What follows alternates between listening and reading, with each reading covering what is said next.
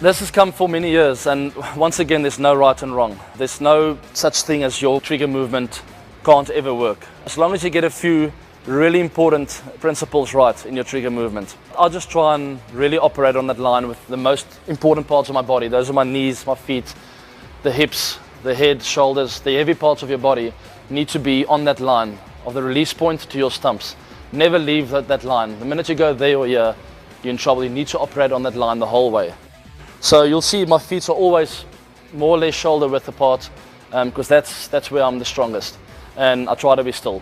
So those are the two most important points with the trigger movement, is to be really quiet and still at the point of release, and secondly to have a really, really strong position. There's no use in standing with your feet next to each other where you can fall over, because you need to react after that. It's so important to have that base to react from. All right, so the back and across, I've spoken about lines. And before I go out to bat, I'll try and practice a little bit shadow batting in the change room. I sort of picture a bowler bowling to me. I draw that line, and I'll just do a few back and acrosses in that line. All right, if the ball's full, obviously it's back and across, dead still, and it's one movement from there into your front foot shot. If the ball's short, you'll go back and across. There'll be a short trigger after that, and then rocking back onto your back foot.